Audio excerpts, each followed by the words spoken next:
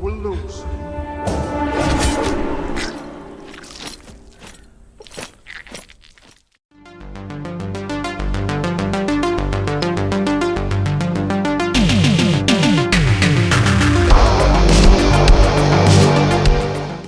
Stuart Brennan, the man behind WARCHIEF, a fantasy movie clearly inspired by World of Warcraft and Lord of the Rings and that kind of thing.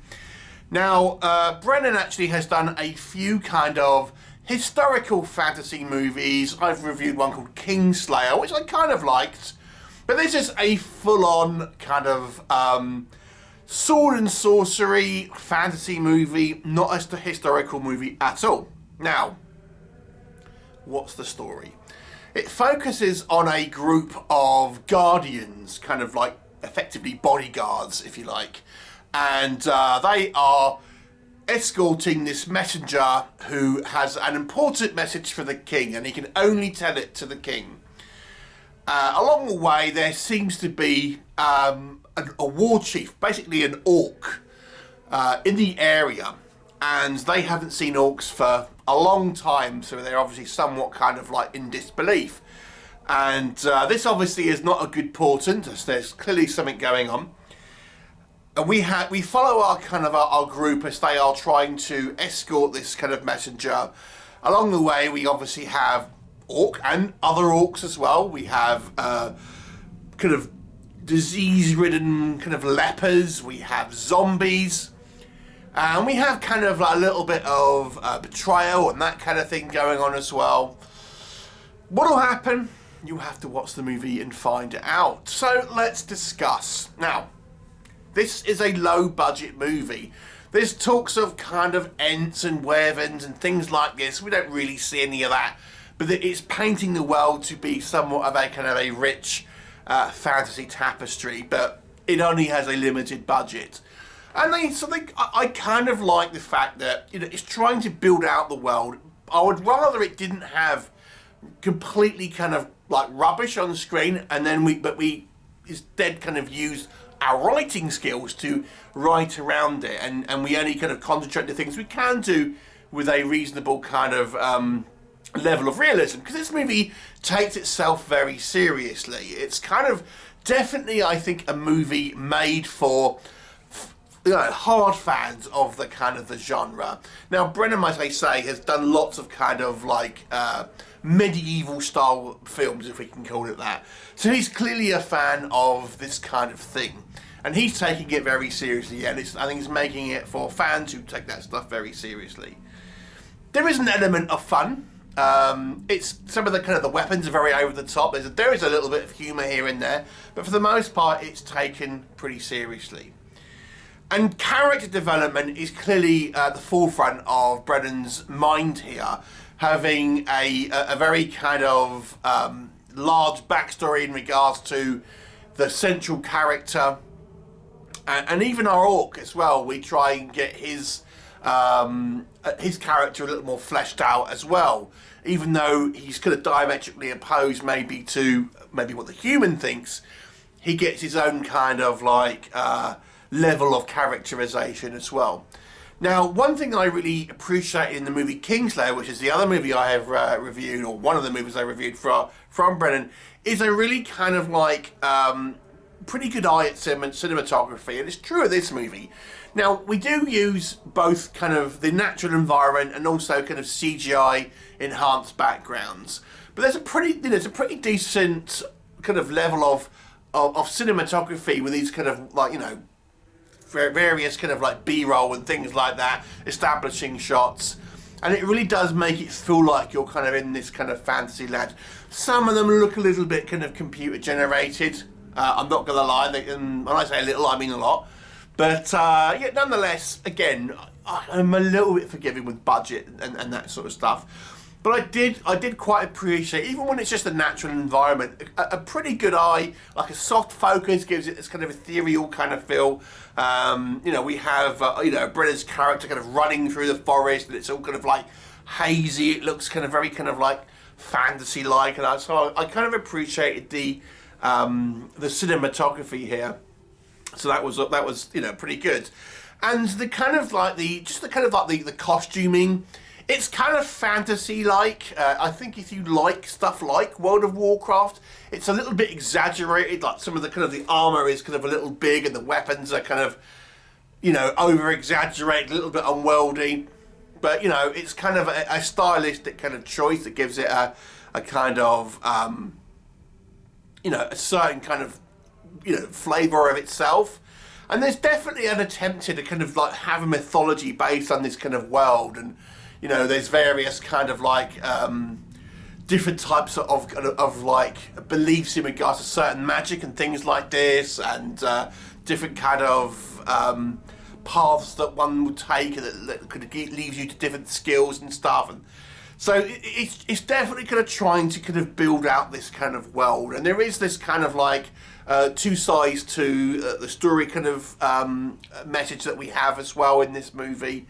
And you know, there is a couple of sequences where we have our kind of violence on screen, and it's fairly kind of brutal at times. There's a reasonable amount of bloody effects. I mean, some of it's CGI, but there is some practical use as well. And the makeup for the orcs, you know, it's not the best, but you know, it's kind of fun at the same time.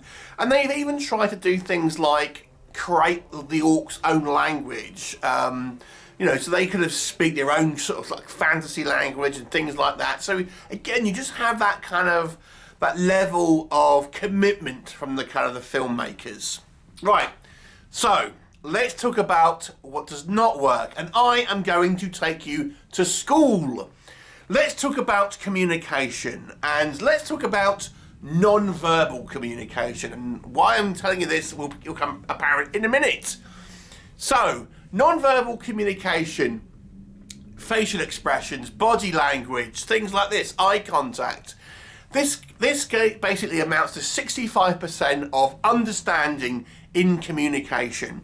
Why is that applicable to this movie? I think the director needed to learn this lesson, because there is a hell of a lot of dialogue in this movie. A hell of a lot. It is a very much a dialogue-driven movie. Why is that a problem, you might say? Because a lot of this dialogue is delivered off-screen, it is delivered with being obscured, it's delivered by characters who are far away that we can't see their faces and things like this. I really felt like I was losing the impact of some of this very dialogue heavy movie, because we barely see, well, we do see some, but a lot of the time, to the fact where I noticed it, we really can't see who's talking, or they're obscured, or they're kind of like someone's talking off camera and things like this, to the point where I feel like, man, I'm losing the kind of the impact of these kind of dialogue sequences, is because the filmmakers here are insistent of not giving us this kind of non-verbal communication that really does kind of benefit, you know, when you are trying to emote and things like this. We're trying to, you know, have context as to what you're saying, and you know, emphasize certain things, and it just doesn't do it because the movie's so insistent. The first scene, for example, the very first scene where we are introduced to this kind of this group, we have our three guardians, and at the forefront is this one female guardian, and she is like at the forefront of the camera, and it's kind of like the camera is kind of tracking, and they're all walking towards the camera, sort of thing. However, it's the two people at the back that are having this kind of quite extended conversation, but you can't see them because this woman is in the way. And it's this quite extended sequence where I'm thinking, is this a voiceover? No, it's actually people speaking at the back, but we just can't see them because it has this like woman in the way. And that's just the first scene. The film is consistently doing this through the movie.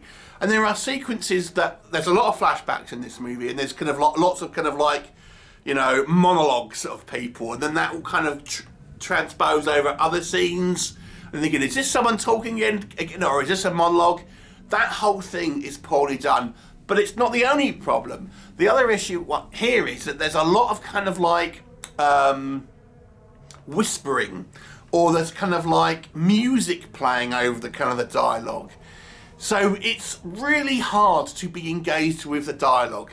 I appreciate the film has tried to go for a character-based movie, but its execution about how it has accomplished that has really not worked. And I was wondering if anyone else had kind of picked this up, and a lot of people just say it's boring because it's so dialogue driven. And I think a dialogue driven movie can work, but you've got to make that dialogue dramatic. And because of the choices here, where I would say 50% of the time in this movie, you cannot see who is talking. It's a weird decision. I've never come across it before since doing reviews. It is so noticeable in this film that it really lessens the impact. And then you add those other things on, you know, music playing so you muffles out the dialogue, kind of reverb on the voice because it's kind of spooky or something, or people just kind of whispering. It doesn't help. What also doesn't help is some bad acting. The acting is a mixed bag, but there are some very over-the-top performances in this movie as well. It's not a good mixture, especially when you have such a dialogue-heavy movie. I mean, it's very much a piece about these characters and their inner development, rather than a kind of necessarily a particularly kind of complex outer storyline. It is ultimately a bunch of people traipsing through the woods. That's what happens in this story. There's not a lot going on, really, in regards to sort of visual things happening on screen. It's mostly kind of dialogue. And here, let's talk about the other problem. There is way too many flashbacks in this movie. I would argue, right, about maybe a third of this film is flashbacks. Some of them were, you know, I think enhance the story. A lot of them don't. And it kind of almost, you feel like you're going over the same points, or they seem completely perfunctory. It's just like, why are we spending so much time in flashbacks? And I would have actually said, this maybe, they should have had some sequences at the beginning, because it has a little bit of a cold open, which I didn't think was, because of the way this is filmed, it doesn't help. Yeah, I think the movie had some ideas here, but the way it's put together is so, like, difficult. Like, these over-reliance on flashbacks. Just have a few set up things at the beginning, and then have maybe one or two flashbacks throughout the movie. No, it doesn't do that. And let's maybe talk about a couple of nitpicky things here. I mean, and this is a fantasy world, but I mean, some of these kind of weapons, they're just stupid. I mean, there's no sense of, like, weight. And, you know, you might think, who cares, some silly fantasy film. This movie is taking itself seriously, so if you're looking at that tone of the film, things have to, you know, they're obviously foam weapons. They're like LARP weapons. But they swing them around like LARP weapons. There's no sense of weight to these, like, huge weapons. You know, so again, kind of silly. There's one sort of, well, there's not a lot of fighting in this movie. We get a bit, and I gotta say, I think it's fairly poorly put together. There's lots of kind of quick cuts, lots of close-ups. You can't really see what's going on. There's loads of, like, dry ice, which is kind of obscuring everything, so you can't really kind of see what's kind of going on. You know, so I think the action scenes, and there's not many, are kind of undercut by some poor technical elements here. Our orc character, there's a couple of orc characters, but we have kind of maybe two that are our kind of big main one, who's the one through the most of the film, just seems to be constantly talking to himself, and it's all kind of like orc macho stuff is the best way I can describe it. And it's like, I don't know, you know, I don't know about that dialogue. And then the last one, who I think is actually played by Brennan again, he's like, his voice doesn't match the character. It's weird. And let's be honest, I mean, I think this could have been an interesting, like, character-based fantasy movie, but because of the problems that I've mentioned, it does make it dull. I think it could have had the same dialogue, but had it been presented better, I think it could have been more interesting. And it's just presented in a way that makes it not visually interesting, because you're not buying into the emotions, or you can't hear what people are saying, or you don't know who's saying it, and things like that. It's just not well put together. I've said this before.